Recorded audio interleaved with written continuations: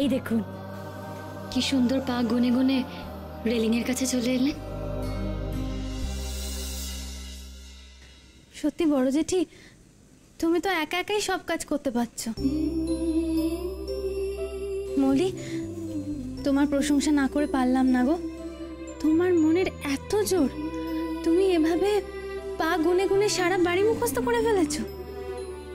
এইসব সম্ভব হয়েছে আমার ভরসা লাঠির জন্য। থ্যাংক ইউ গো দিদি, তুমি আবার সকলের সামনে আমার নামে ভালো বললে।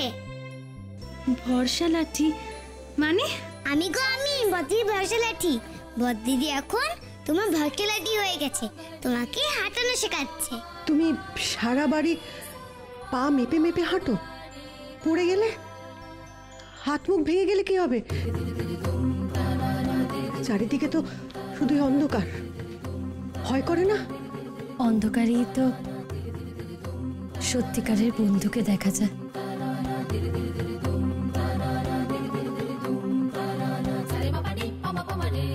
মা, ওই দেখো মৌলি দিদি কি করছে।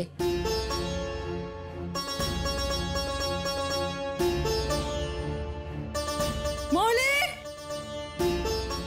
দাঁড়া, আজ তোর হচ্ছে, আমি আসছি ওপরে। ওই দেখো কত কষ্ট করে বদ্দিদি হেল্প করছে নিচের দিদাকে, যাতে নিচের দিদা বদ্দিদিকে ভালো বলে। আর গোলজেটি আসছে সবকিছু নষ্ট করতে। কিচ্ছু সহ্য হয় না তোমার, এত বচা বচা কথা বলছো কেন? ভালো ভালো কথা বলো তো প্লিজ প্লিজ প্লিজ। মৌলি, তুই যে এখানে এসে ওনাকে হেল্প করছিস এতে আমি খুব খুশি। সেবা কর, সব সময় ওনার সেবা করবি, আমি চাই তুই ওনার সেবা করে যা। মা, এসব কি বলছো? আর মুখ পড়ে তুই চুপ কর, ঠিকই তো বলছি। ঠিকই তো বলছো গো দিদি, ভালো ভালো কথা বলতে হয়। মৌলিও না ছেলের বউ হয় না, সেবা করা ধর্ম না?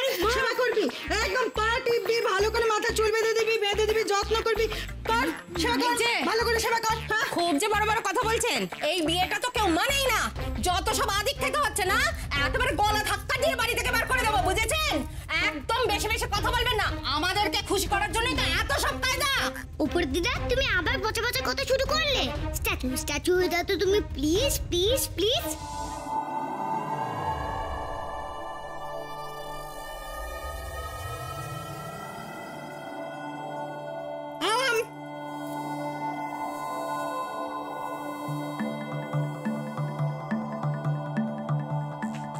মা, মা, ও মা,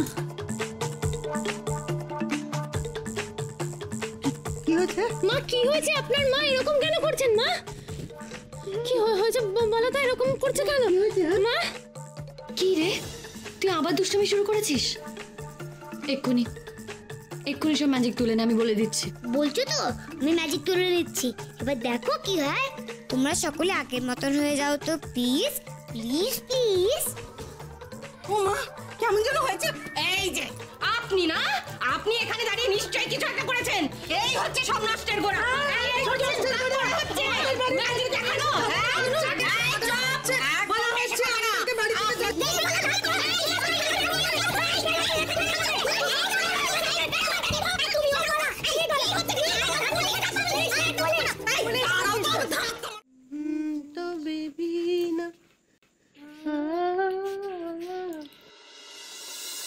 বলি দিদি, তোমার কি দৃষ্টির সাথে সাথে কাণ্ড কেন লোপ পেয়েছে?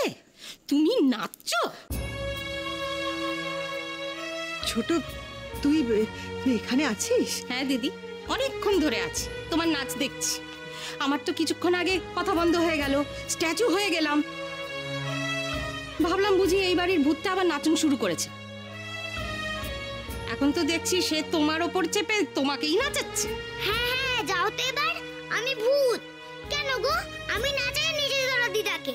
নিচের তলা দিদা আনন্দ হচ্ছে তাই নেচেছে। কেন বুড়ি মানুষরা নাচতে পারে না নাকি? না, আসলে অনেকদিন পরে তো এই গানটা একটু হই আর কি। না না, সে তুমি নাচো না, আর আর কি বলার আছে তাতে।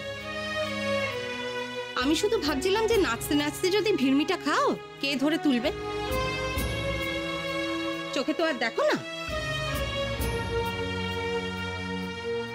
মা, বড় জেঠি একটু আনন্দ করছে, করুক না, এভাবে বলার কি আছে তাতে?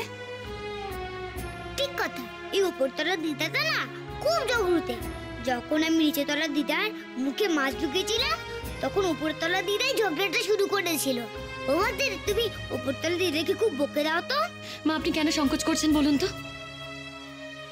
আপনি কি সারা জীবন আপনার শখ আহ্লাদ সবকিছু নষ্ট করে ফেলবেন?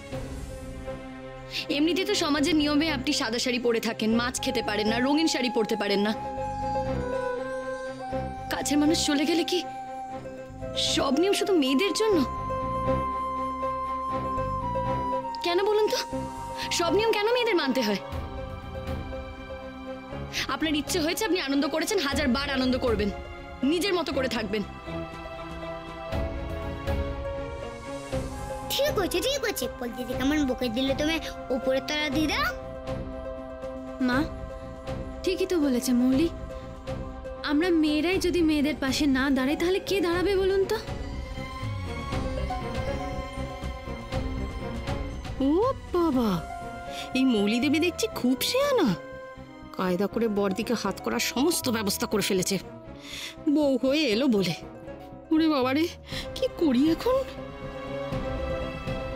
আসুন আসুন আসুন, বসুন বসুন। কি ব্যাপার মাধবী, ঈশানী নাকি চোখে টোকে দেখতে পাচ্ছে না, কি হয়েছে ওর? পল্টন বম্বে তো ওর ঠাম্মাকে ফোন করে বলছে, আর তার জন্য তুই আমরা এখানে এলাম। আর ওর হাজবেন্ডও তো এখানে নেই, সে বিদেশে। আর পল্টন কোথায়? শুনলাম নাকি ও ভয় পেয়ে গেছে। পল্টন ওর ঘরেই আছে। ঠিক আছে, আপনারা বসুন না। অনিকেত, এই অনিকেত, শোনো না, বলছি ঈশানীর মাসি শাশুড়ি আর ননদ এসছে। নমস্কার। এই যে তুমি ঈশানীর বড় দাদা না? হ্যাঁ, বিয়ের সময় একবার তোমাকে দেখেছিলাম। আচ্ছা, বোনের চিকিৎসার কি ব্যবস্থা করলে বলো তো? চিকিৎসা বলতে ডক্টরকে দেখিয়েছি, উনি না কিছু বুঝতে পারছেন না। বুঝেছি, আসলে ট্রিটমেন্টের কোনো ব্যবস্থাই তোমরা করোনি। ঠিক আছে, দিদি আমাকে বলেছে ঈশানী আর পল্টনকে নিয়ে বম্বে ফেরত যেতে। আমি সে ব্যবস্থাই করছি। ঈশানী, ঈশানী! ওই দেখ, যেমনি দিদি তেমনি তার শ্বশুর বাড়ির লোক। আরে বাপ, চল ভেতরে গিয়ে দেখি কি হচ্ছে, চল।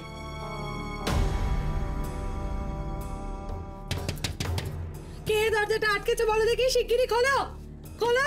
ওরে ঈশানী, দরজাটা কি ঢাক নাকি? ওইভাবে পেটাচ্ছিস কেন? আরে টান না, খুলে যাবে। বাইরে থেকে বন্ধ নেই, বন্ধ নেই। খোলো দরজা শিগগিরই খোলো। আরে আমি তো দরজা খুলে ঢুকলাম। যা, আমি খুলে দিচ্ছি, দাঁড়া। দরজাটা লাগিয়ে দিয়েছে, আমি চোখে দেখতে পাচ্ছি না। না, সবাই খুব সুযোগ নিচ্ছে। দরজাটা লাগিয়ে দিয়েছে দরজাটা। এই দেখ, দরজা খুলে দিয়েছি। কি হয়েছে নাকি তোমার? এই, আরে বাবারে, একদম কথা বলতে আসবে না, একদম আমাকে জ্বালাতন করতে আসবে না, বৌদি বলে দিলাম। একদম না। কি ব্যাপার? কোনো কথা বলবি না বউয়ের হয়ে। বউয়ের হয়ে কোনো কথা বলবি? কি করছিস? এই তুই এখানে ওটা কে ছিল? ওটা ওটা কে ছিল? আমি তোমার মাসি শাশুড়ি ঈশানী। নেহাত দিদি বম্বে থেকে আসতে ফোন করেছিল, তাই এসেছিলাম। এখন বুঝতে পারছি পল্টন কেন ভয় পেয়ে তার ঠাম্বাকে ফোন করেছিল, কেন সে তোমায় ভয় পায়। তোমার মাথাটা একদম গেছে ঈশানী। না না না না না না, মাসিমণি আপনার পায়ে পড়ছি মাসিমণি। ও মাসিমণি, আপনার পায়ে পড়ছি মাসিমণি, আপনার পায়ে পড়ছি। আমি জানতাম না আপনি এসছেন মাসিমণি। না না, জানতাম না। না না, আমি এখানে পল্টনকে রাখবো না, আমি ওকে আমার সঙ্গে নিয়ে না যাবো। না, শুনুন শুনুন। আরে আমার কথা মাসিমা, মাসিমা, আরে শুনুন। মাসিমণি, মাসিমণি।